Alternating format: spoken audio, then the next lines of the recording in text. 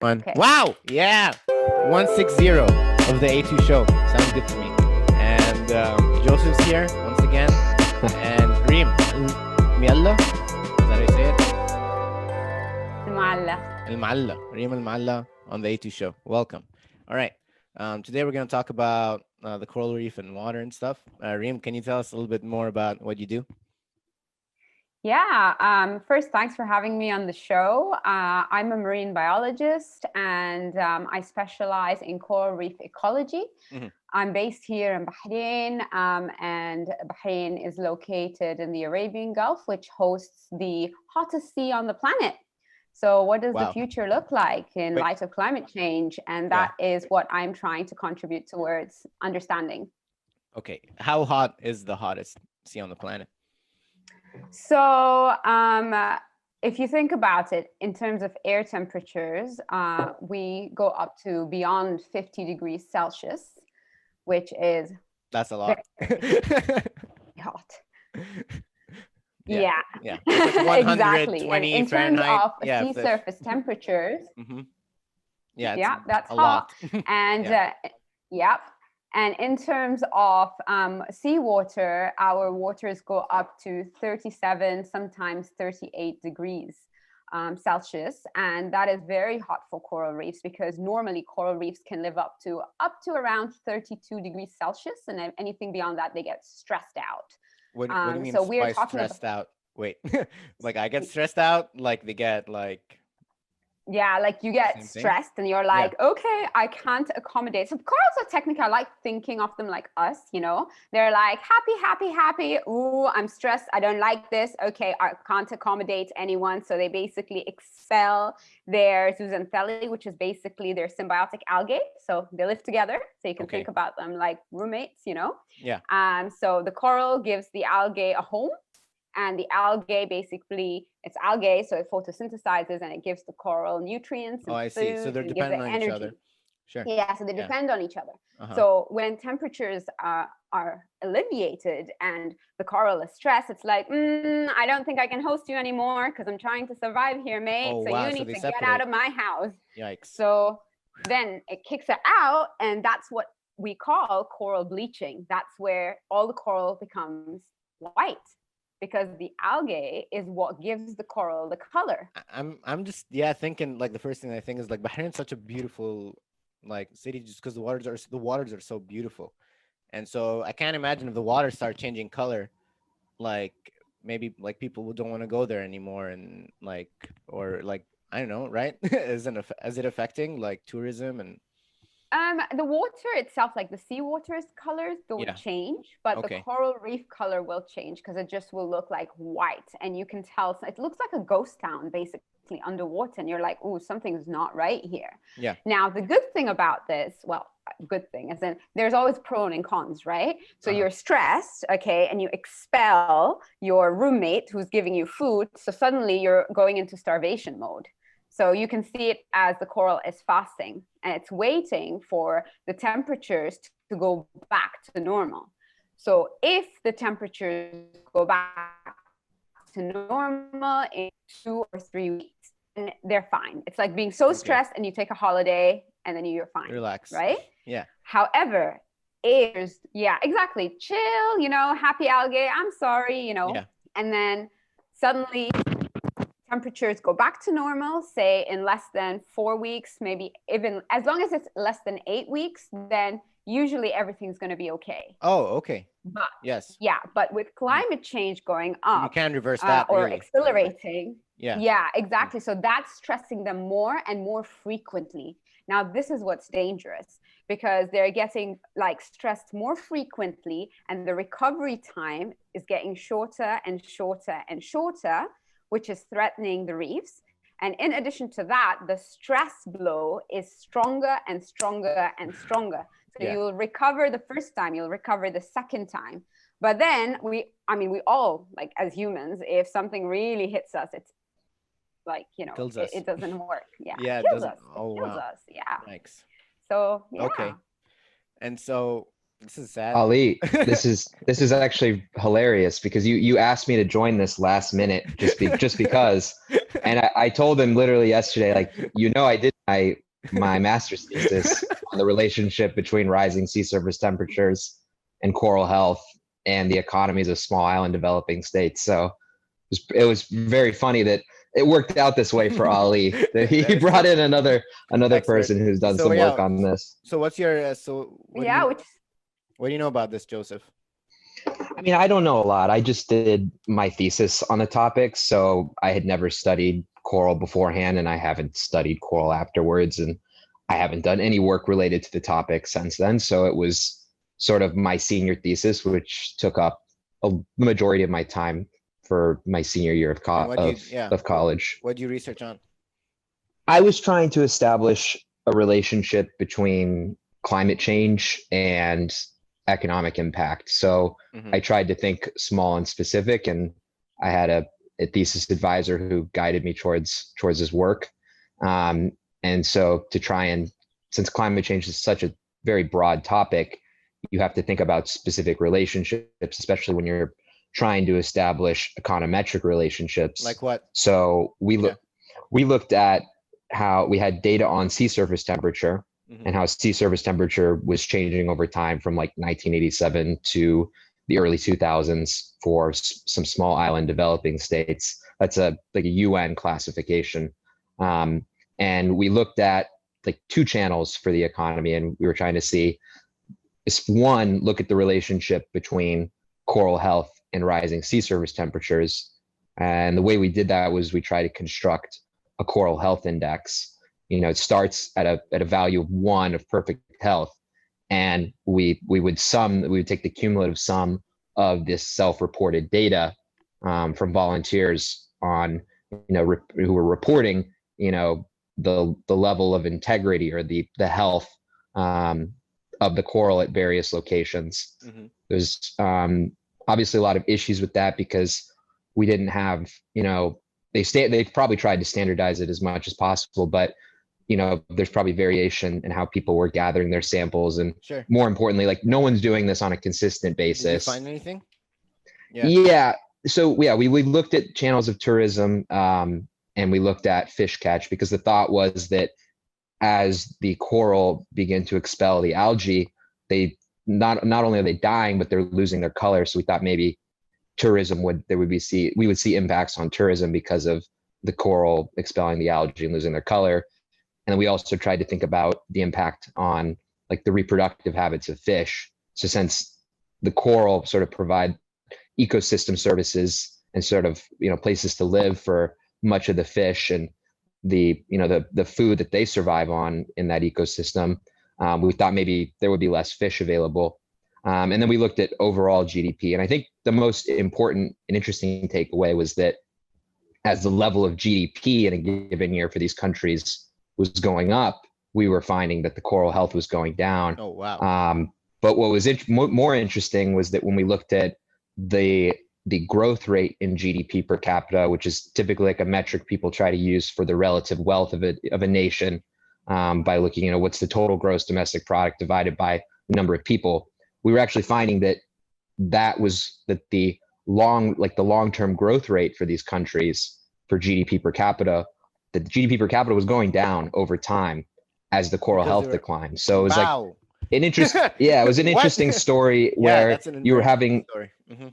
maybe short run gains Yeah. in the economy at the cost of relative So, wealth but this was declining. on like small. You said like small developing islands. It was a niche set of countries, All right. and it's a difficult. The data issues make it really difficult to I like see. truly support that because That's fair. no one was updating the data in a consistent manner. So like if no one's going out to a ton of representative points across these islands, on a consistent time basis, That's true. and all you're getting is self-reported data, like it makes a lot of it difficult Yeah. to Reem, do you know believe. anything about this? Do you know any? Does it apply to Bahrain or?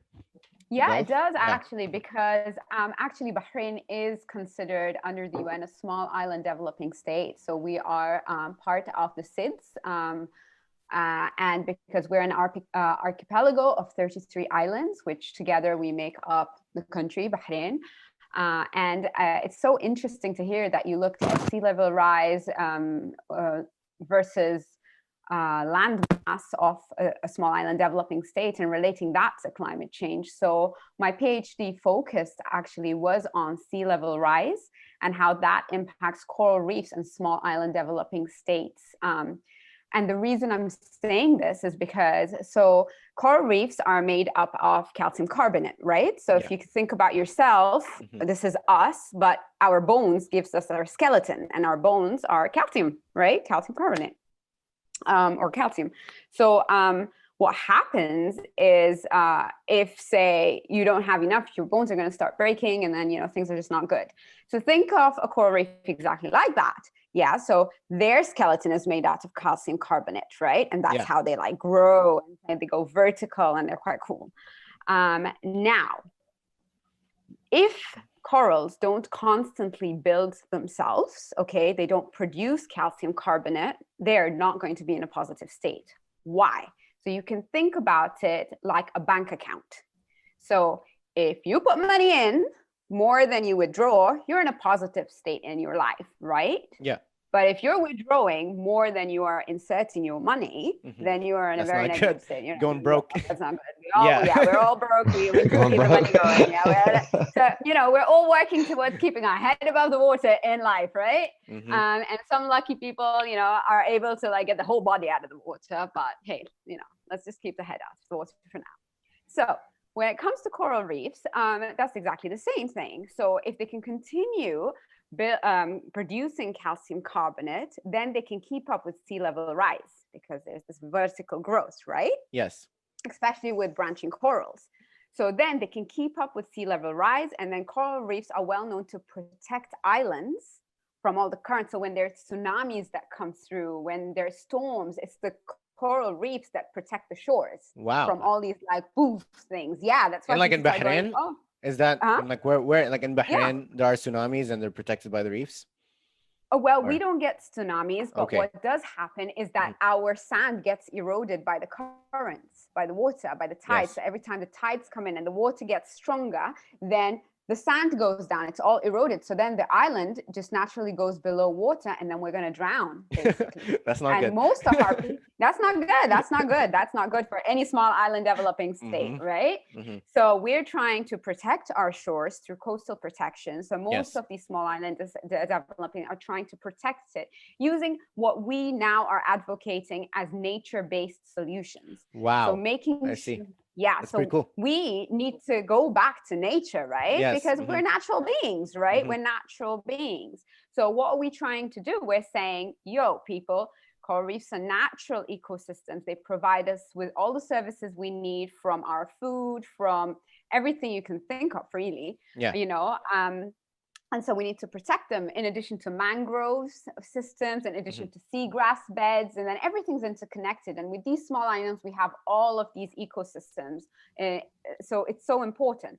So with these coral reefs, if they don't produce the calcium carbonate necessary to keep up with sea level rise, they're going to drown, and then we're in big trouble as an island. And most of our people live on the coastal shores. Okay. Yes. If I can pause you really quick, for those of you listening, what you're getting at right now are two big topics that might be of interest to listeners: is biophilic design, and, you know, thinking about designing, you know, human systems around the natural environment. Like how can we mimic the natural environment in our own human built environment? And then also you're getting at a lot of broader points about ecosystem services and like the value that say coral reef or mangrove forests do provide beyond just, you know, existing. Like there's a lot of benefits that these ecosystems that we call ecosystem services that are provided by different ecosystems. Oh, wow. I mean, either or, honestly. Reem, so is it just on the coral like reef? Is that the only way you can mimic the environment to help? No, you can have like mangrove beds. Okay. What's a mangrove bed? Sorry. So a mangrove forest is basically, a mangrove is a species of trees, and this particular tree lives in the sea. Okay. So the roots are in the bottom, and sometimes when it's low tide, these roots can be exposed to surface. but most of the time they live in the most saltiest, so they live with salt water, so they don't really, oh, there we go. These ones, Lovely, right? lovely, lovely. Yep. Amazing. Yeah. Those are mangrove forests, and they're so important because they basically are an amazing system that, one, it acts as a natural carbon sink. So what does that mean? So we're talking about climate change and its acceleration because of human activities. Why is climate change being accelerated? It's because of our carbon emissions. So every time we use our cars, every time we do anything, like anything in terms of fossil fuels, anytime we fly, anytime we do, like even our food, all our carbon emissions goes into the air. And the more we produce, the more climate change is accelerated. So temperatures are going to go up, sea levels are going to go up, blah, blah, blah. Now, these natural mangrove beds actually fix carbon. So they basically create, so they clear up the air. So if we can, and most of these mangrove forests are being basically going through deforestation. Yes. So we got to stop that. The first step, exactly, then grow more. And so exactly. Exactly. And then the mangroves, what they do as well is they clear the waters. So usually mangrove waters are very clear. So and they act as nurseries for fish. So usually all the babies are there, and then when they're adults, they go, okay, we'll venture into the big blue, you know.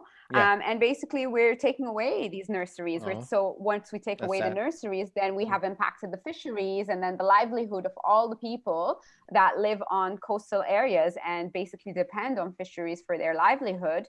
Talk about GDP going down, right? Because people won't be able to make a decent living, you know. Countries that depend on seafood or tourism, marine tourism, everything will go down. And so these are very important ecosystems that we have to keep conserving. Okay. So you're saying deforestation still happens to this day? Are they still cutting down? Yeah, a lot of areas have been affected for different reasons. In some countries, they're taken out so that we have new resorts being put together for tourists, right? And then, you know, some areas, they take them out because, for example, logging, some areas are taken out for reclamation, so land reclamation, you know, to create more artificial land. So there are many reasons why these areas are being taken out, and that is not a positive thing. However, on a more positive note, many countries are starting to realize the importance, like especially now young people are becoming so much more aware, environmentally aware. So everyone is pushing towards, in general, environmental conservation. And so a lot of these countries have started, especially places like the Philippines, Indonesia. I know here in Bahrain, we have a mangrove reforestation project. And so we're trying to allow these ecosystems to come back and use that ecosystem to protect our islands. To protect us. So, so is it mostly like for protection, or you think like they can like reverse a bit of the damage we have for like these mangroves forestation? Definitely reversing a lot of the damage, because once they protect the shores, then our nurseries are going to come back, which means the fisheries are going to finally have some more reintroduction and then recovery in the future. Our carbon sinks are going to work, so that would be climate change mitigation. And then the protection would be climate change, what they call as adaptation. We're adapting to climate change because sea level rise is going up, whether we like it or not, you know? And so these mangroves will help, you know, push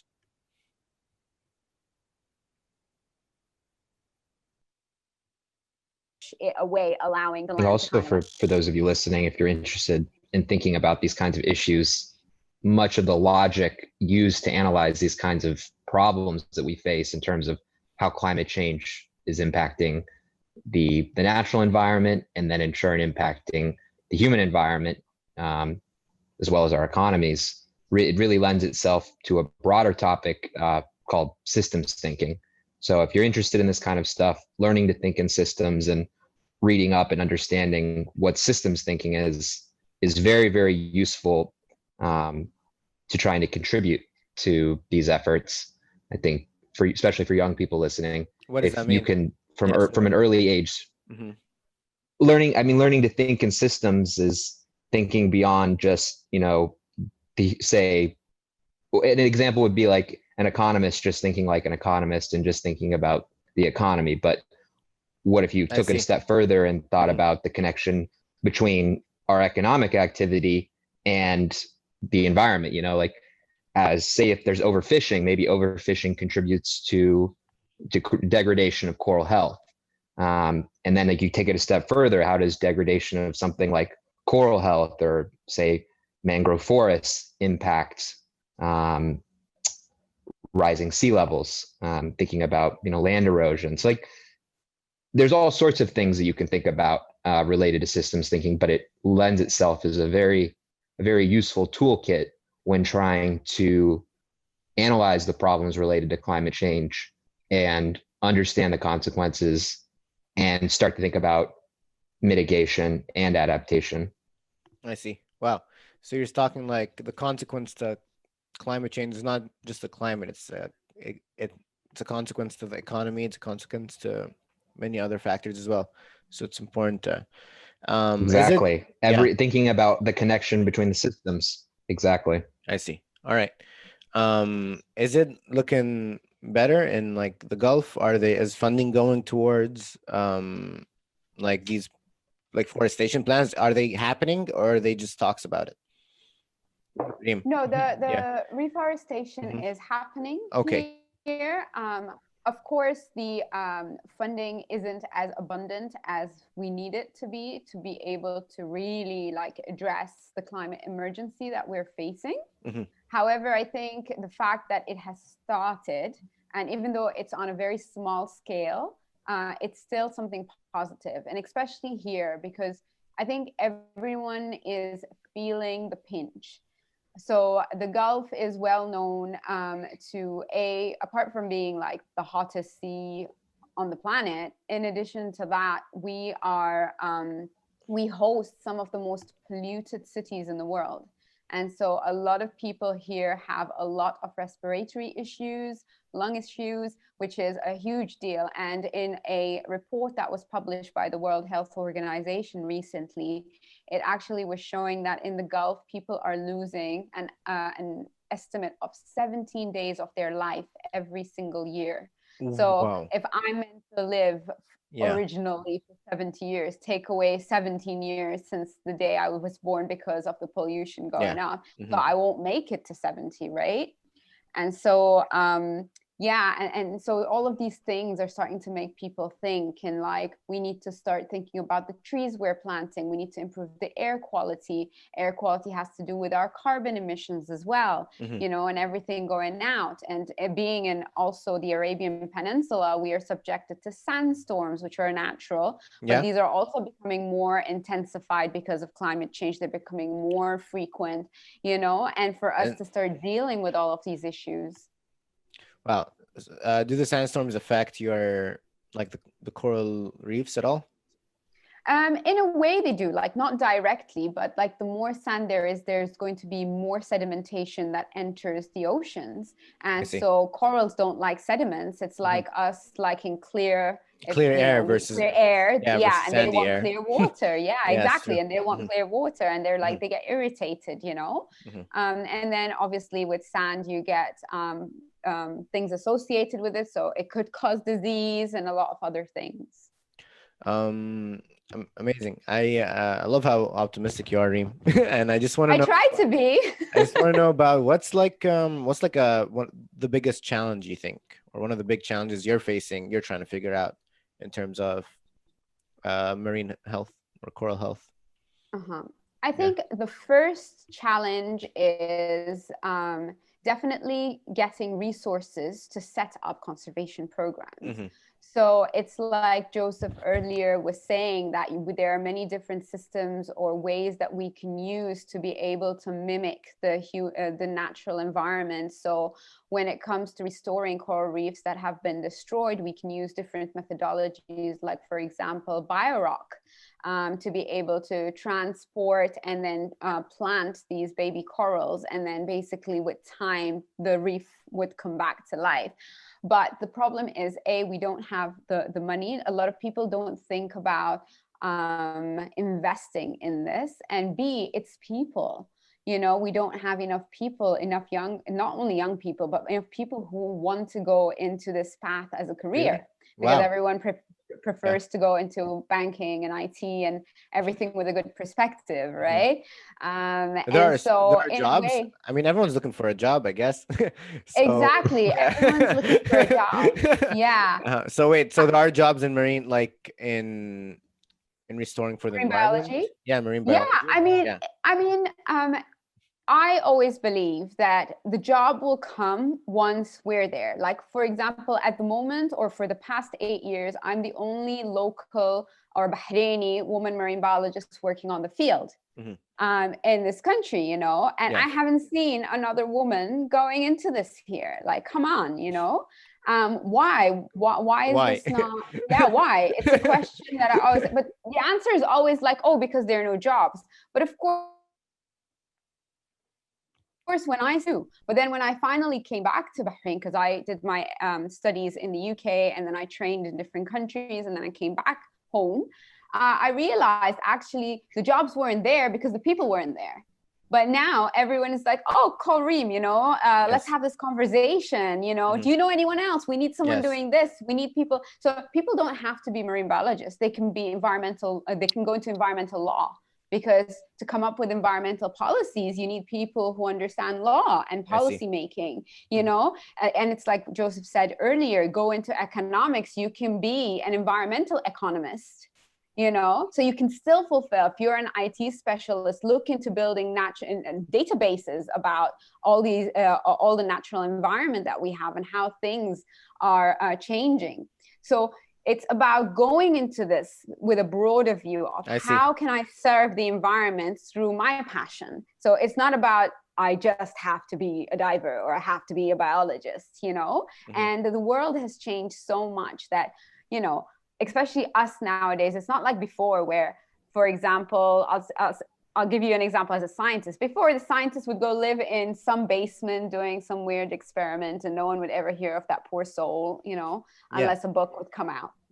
But now young scientists are expected to be able to communicate their science through social media. They have to be able to do coding. So I've had to learn how to code in R. And I'm like, oh my God, my brain doesn't go down that stream, but I've had to, you know? And you have to be able to have all these new skills. You have to be a good public speaker. And the skills are changing. Yeah, times are changing and the skills are changing. Maybe environmental awareness is a skill that everyone should have. Yeah, exactly. And as time progresses, I really believe that we all evolve towards creating that holistic circle, you know, because in the end of the day, we are part of this circle called life. So we all have to serve some part of it, right? In our own way and in our own capacity. Well, so well said. I need to go fight for the environment now. I do it by having people like you on the show. Thank you. How are you doing? How do you fight for the environment?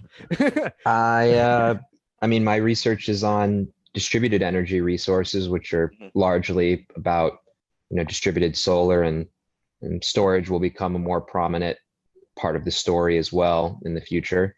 So thinking about how we can start building distributed generation as opposed to one centralized location where we send off our, you know, the energy we need to different parts of a state or a city.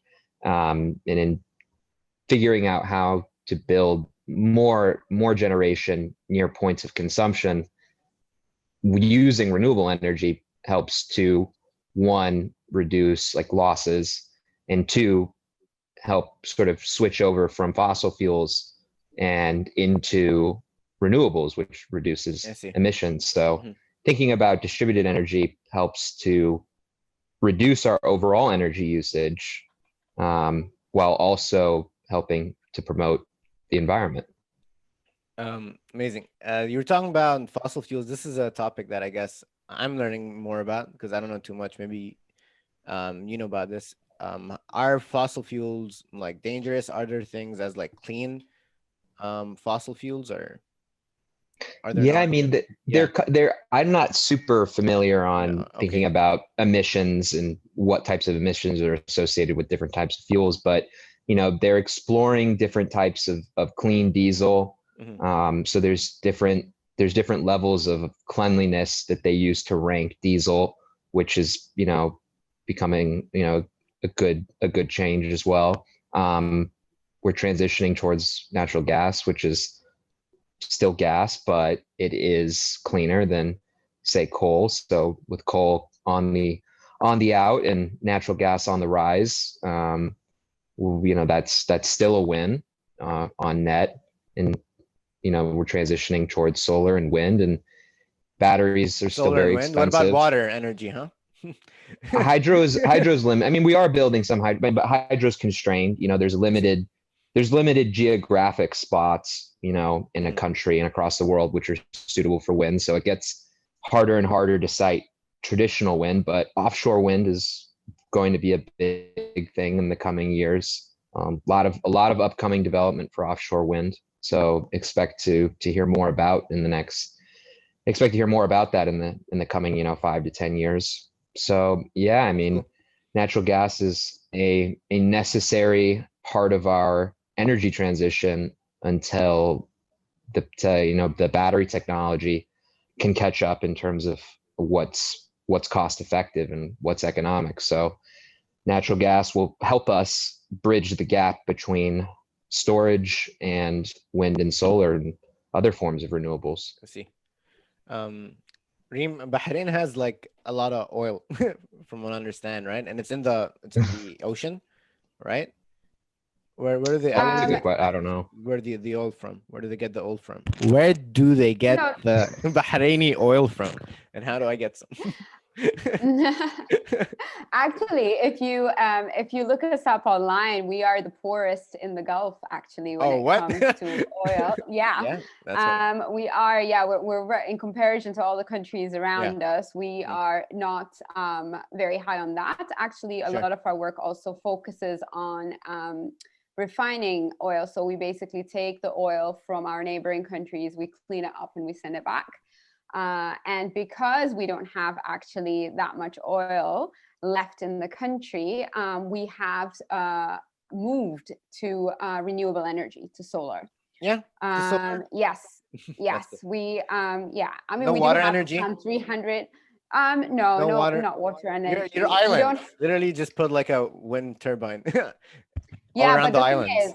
Yeah, but the problem with that is we have the largest breeding colony of the Socotra birds. So a colony. So, we have so many exotic birds that migrate through Bahrain.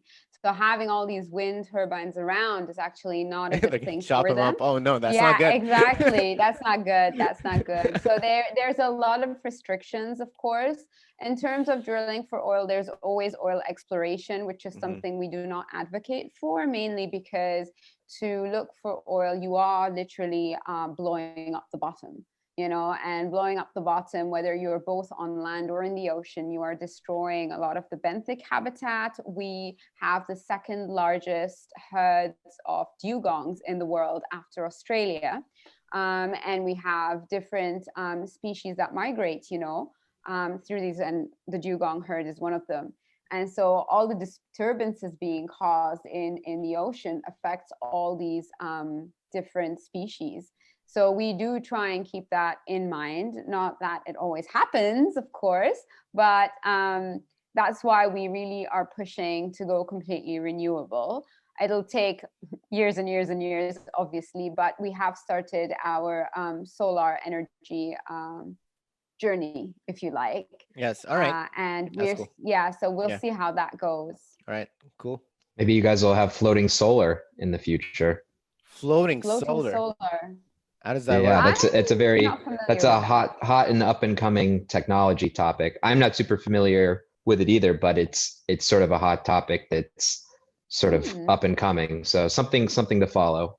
Yeah, you put them solar panels in the ocean. In the ocean. That's pretty cool.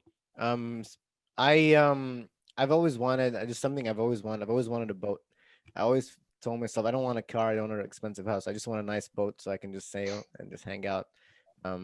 Rima, I see you have a ship behind you. Yes. What is that? What is that ship you got there? So it's what we call a banouche. It's a traditional dhow. I don't know if you guys know, but Bahrain has the best quality of natural pearls in the world, and our pearl oyster beds are a UNESCO World Heritage Site as part of our Pearling Trail route. So if you ever come to Bahrain, even though we're small, we have 3 UNESCO World Heritage Sites for you guys to see. And our But do you oyster guys have beds black pearls?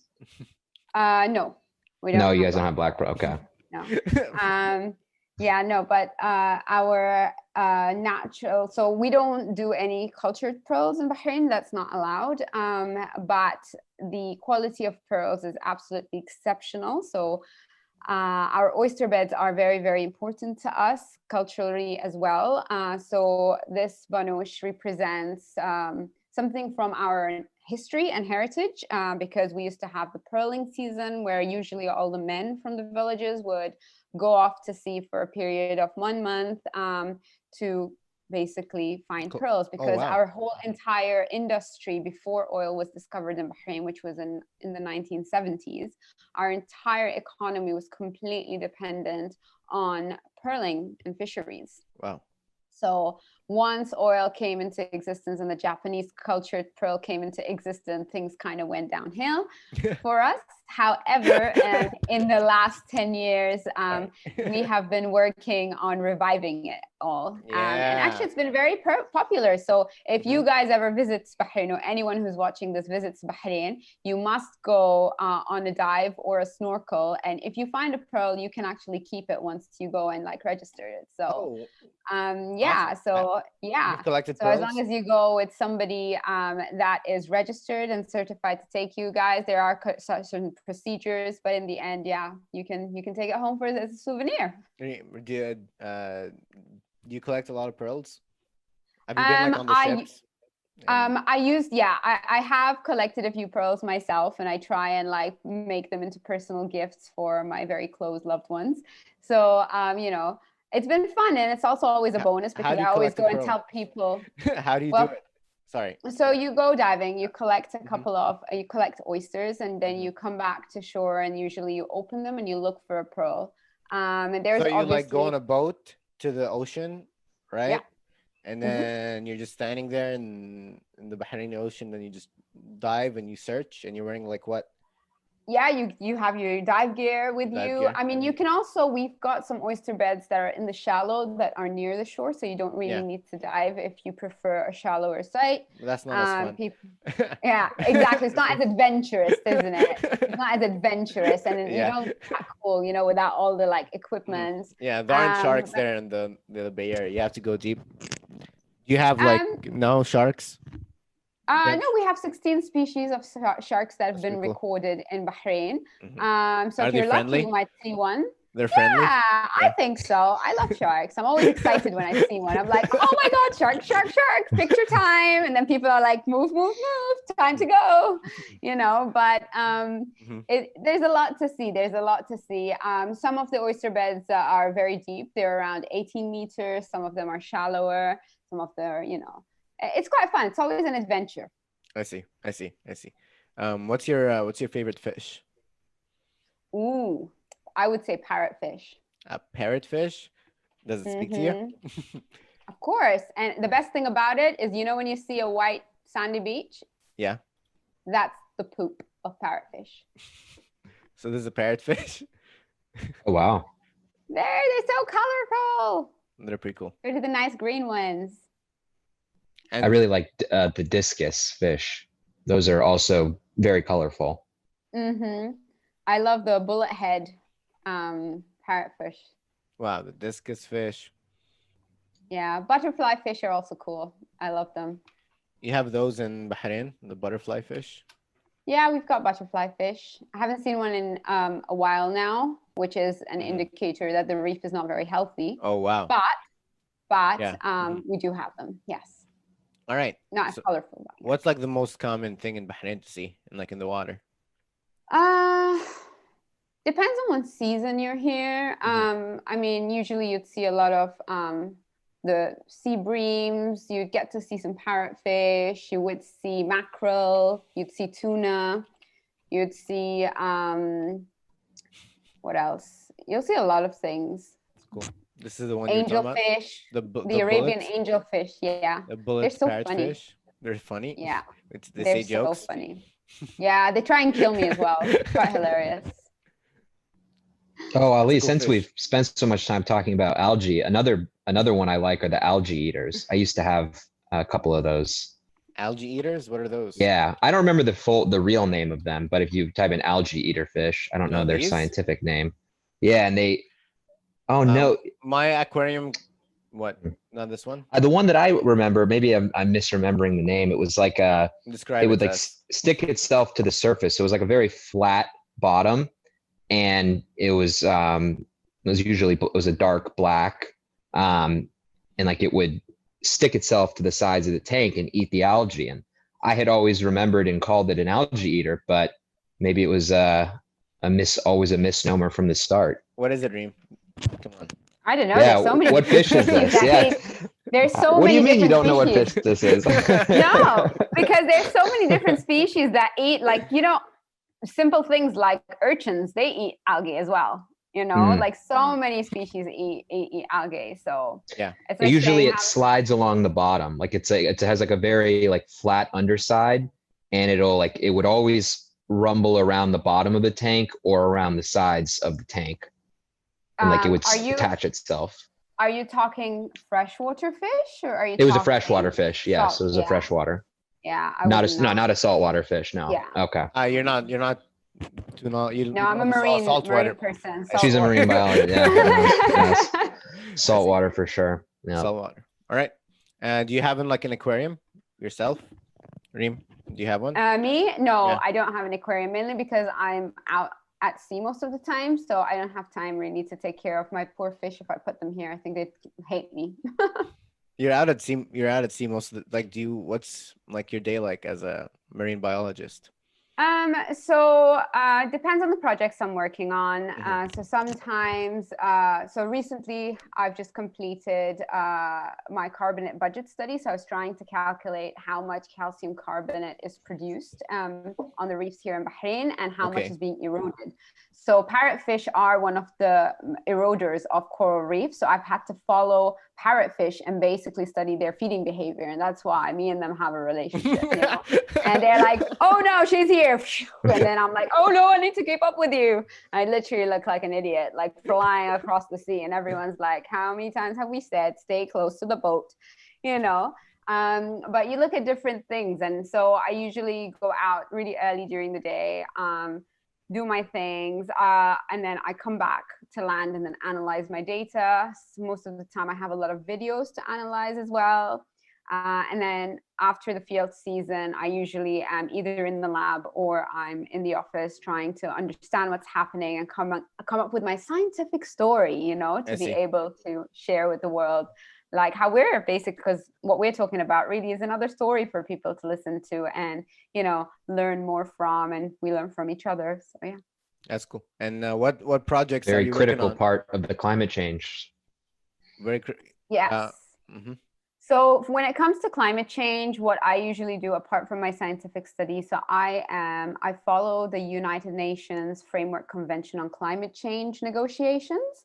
So I'm very interested in knowing like what the negotiations look like. Is it going good? Is it not? So I use my page on Instagram and usually my Facebook. Yeah, like and follow, link in bio. Yeah, thank you. Yeah. I try and like advocate for that so that people know what's happening, because it's so important for us as citizens of the world to fight, because climate change is a global issue. It's not about it's only affecting me or it's affecting my neighbor. It's going to affect all of us together. And so I do a lot of like following of these negotiations. I was very privileged to be able to attend the Paris Agreement meeting that happened in 2015 as an activist. And that was very inspiring because there were so many people from around the world who are very concerned, from indigenous people to young people and members of civil society and scientists, trying to push world governments. And I think it is our job to, even if it's something as small as signing a petition, that is so important. It doesn't feel like much, but petitions can do a lot, especially in somewhere like the US, if I'm not wrong, if it reaches a particular number of signatures, then legally the government is obliged to at least address the issue or look at the issue, you know. And so if someone sends you one and say, please take a moment to sign this, you know, if it has to do with the environment, it just takes about 2 minutes, and that's your part done for the environment, you know, for the day or week or whatever. And you're contributing by just a click, you know. Yes. And so these are things we need to engage in, you know, for our own future. Yes. Well, that's pretty cool. We can all do our part. And so Reem, I don't know if you can share this, but what are you working on like now or next? Yeah, so I've recently had the pleasure, or more like honor really, I've been asked to join the Bahrain Institute for Pearls and Gems here in Bahrain. And so, yeah, I've just basically taken up this role this week. That's awesome. Yeah, that's so so cool. yeah, thank Congrats. you. Yeah, Cool. so hopefully, thank Congratulations. you very much. Thank you. And so I'm looking forward to working with their team, and they have a research team, and then, you know, we're going to put our heads together and come up with conservation programs, hopefully for our marine wildlife. Oh, wow. Wow. Save the ocean, Reem. We have you here. While we have you here, please save, do it. It's well, thanks again for coming on. Our time is wrapping up here. But Joseph, is there anything else you want to ask or talk about? No, I would just add that, yeah, look, I think the most important part of the climate change story right now is communication, and learning to communicate your story within the environment and climate change in a way that's very accessible and digestible, and contextualize in a way that's relevant to the audience you're speaking to, which more often than not means money, dollar value. So yeah, figuring out how to communicate, your story of related to climate change in a way that everyone can understand, and in a way that makes it matter to them.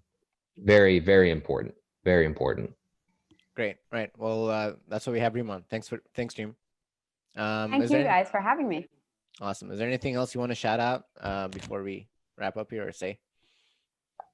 Thank you guys for listening to all of us, and, you know, share the video and share the knowledge. You heard it. Share the video, please. Subscribe. Like, favorite, subscribe. Like, favorite, subscribe, share it to everyone in your family and friends, all of them. You gotta do the outro, Ali, where you say, like, this is right here will be an edited like link for everyone's, you know, Instagram and stuff. Isn't that what everyone's doing now? Like, sure. Right there, right there. Exactly. Yes, we'll make it Up work. there. Exactly. You got it. You're getting it, Joseph. Awesome. All right. Yeah. Please subscribe, and this is how we sign out. So let's go to Cam, and peace. Bye, guys. So Boris Johnson, and then can you show us the Uma Thurman print you have? Oh yeah, right. So I did a print of a drawing of Uma Thurman, and I've cut her out from the paper. So I've just cut her out from the print, and the idea is to paste it onto this background that I've drawn. Okay. And so it's combining a print onto an original.